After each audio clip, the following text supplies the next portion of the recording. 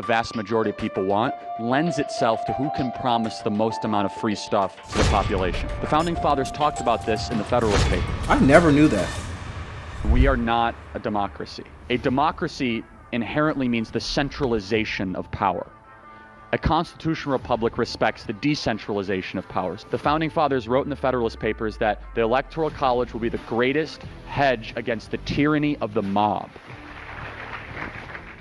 So this question is, I've actually sent a letter to Ben Shapiro, to Mark Dice. This is kind of an open question. I'm always in conflict. It's dealing with the Electoral College. Sure. And based upon, if you look at the for me, I'm kind of like, okay, I do the numbers. Let's say I'm in New York or I'm in California. My vote is only worth 0.7. If I go to Wyoming, my vote is worth 1.4. So I'm assuming they're referring to the Electoral College right now. The title of this video is Myth the USA is a Democracy. So they're going to be debating on whether or not the United States is a democracy or not. I'm assuming it's not a democracy because the United States is not a democracy. It's a republic. But anyways, my name is Elifar Jojo. I'm an engineering college student, and I'm not going to waste any more time. I'm going to give my commentary on this, and let's go. Comparison someone who's residing in California to someone who's in Wyoming, there is quite a difference.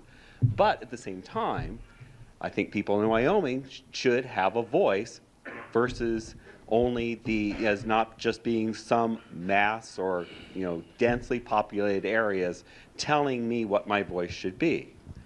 If I've started really thinking about, okay, if the Electoral College is good, then why don't we apply the Electoral College within states? Like, for example, it's like, I kind of like said, if we look at, so for example, the state of Washington. So, right, so every state has the freedom to choose to appropriate their electors however they see fit.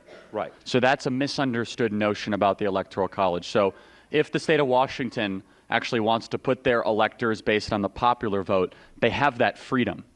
And so that's a way to reverse engineer the Electoral College. I wouldn't support that. Let me tell you why I support the Electoral College. First and foremost, myth number one, we are not a democracy. Yeah!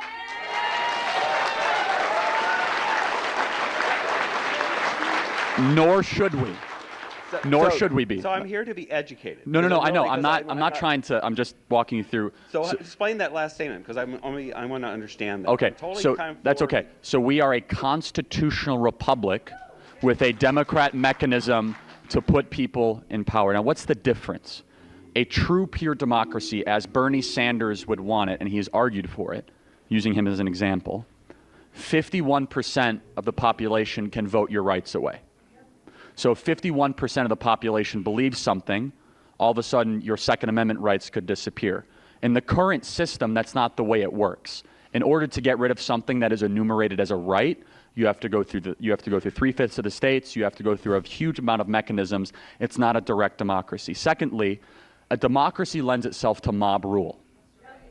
And so a country that is a direct democracy that is purely populist and purely on what a vast majority of people want lends itself to who can promise the most amount of free stuff to the population. The Founding Fathers talked about this in the Federalist Papers. I never knew that. I never even thought about it on that level. So it's pretty cool to hear from that perspective. And it makes a lot of sense. If America was purely democracy, meaning we voted for every single thing and there was no, system in place, it was all just public vote or popular vote, I wouldn't say I would vote that way, but I can definitely see majority of people saying, oh, I would vote that way if they offered them $1,000 or something along those lines, or free property. They said we never want to create a country where it's going to be a race of who can redistribute the most amount of stuff back to the citizens. The final thing, and this is so important, a democracy inherently means the centralization of power. A constitutional republic respects the decentralization of power. So a great example is something that I think gravitated power away from the people is when we instituted the direct election of senators. So senators used to be held accountable to the state legislatures. So these were not political positions, believe it or not. They were not people that were trying to make themselves into national political icons, but they were held accountable to the state legislature, which were very, very held accountable to the people. And they were recalled all the time. They'd say, this senator is not representing our state's interests.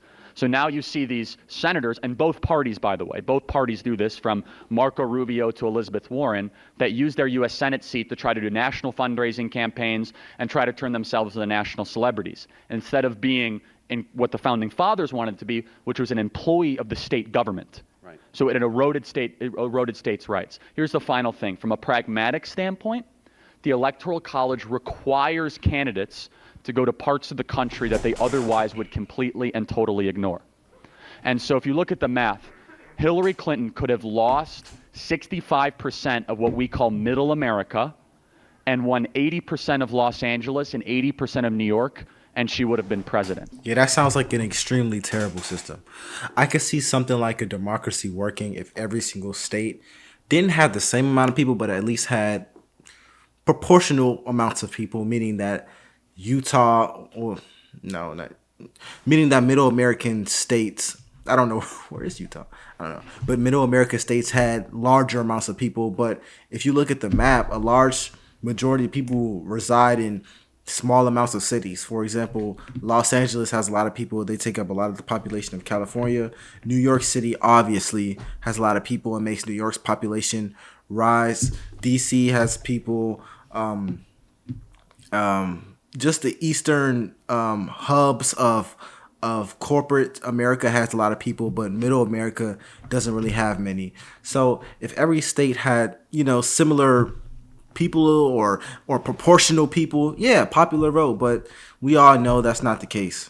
And so what the Electoral College requires is a unique complexion and a very diverse sample size of the American electorate. So in order to be president, you have to have a message that resonates from Miami, Florida, to Milwaukee, Wisconsin, to New Hampshire. And so if we had a direct democracy, you would see a hyper-focus on the media markets of New York, Boston, Philadelphia, Miami, Los Angeles, San Francisco, Portland, and Seattle, which would hyper-polarize in a country that would further divide us. And I would compellingly make that argument. But I think it's important that, for the Electoral College standpoint, it reinforces the idea of states' rights, that the state matters. And it works both ways. So the Democrats like to say this is something that only benefits Republicans. It's not. Look at Rhode Island. Rhode Island's a very small state, and there's 3 electoral votes for Rhode Island. You look at Vermont. So there's states that are very small and very liberal that benefit from the Electoral College just as much as the existence of North Dakota, South Dakota, Wyoming, or Montana. And so I can go further and further into it, but finally, the Founding Fathers wrote in the Federalist Papers that the Electoral College will be the greatest hedge against the tyranny of the mob. And I encourage you to look at it. So to close on that, To close on that. So, very thoughtful question, by the way. So to close on that, many of those and the Democrats who are running for positions this coming November have put on the ballot to do away of this old stodgy thing called the Electoral College, and they feel it no longer represents them.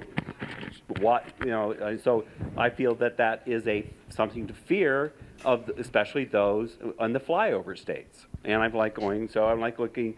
How could they do that? Could they actually say we're going to get rid of it? It's going to be nearly impossible. The way that Democrats will diminish the power of the Electoral College is what, I'm not sure if Washington has done this, but I know Connecticut is entertaining it.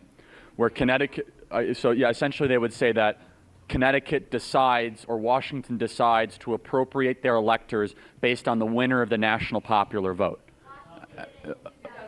Okay, so there we go. Thank you. And so that's the way that if liberals want to use the electoral process, they can use it through that state-driven way. I wouldn't vote for that if it was a ballot referendum, but I also constitutionally, there's nothing to prevent them from doing it.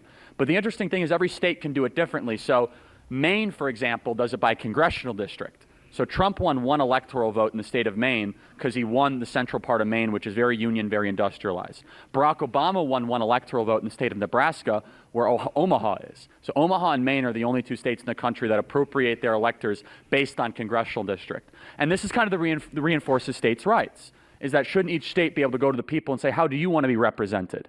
Maybe you want to divide it up. Maybe you don't want to go all in or all for nothing. And as soon as you go to this direct style democracy, you can go through the arguments I made earlier. So thank you so much. I appreciate it. One thing I appreciate about Charlie Kirk, because I don't always agree with his talking points, but one thing he is he's very objective and he's very honest in how he communicates. Meaning, if he believes something, he'll tell you exactly why he believes it. He'll tell you how he came to that conclusion. He'll give you the data behind it. He give you every single thing about why he made that decision. And that's something that I can respect from someone who talks about politics a lot, and he's obviously right-leaning. You know, it's very respectful when he's able to sit down with you and tell you exactly what he believes, why he believes it, so on and so forth. But yeah, if you guys have any suggestions for me, comment down below. My name is Elifar JoJo, and I'll see you on the next one. Peace.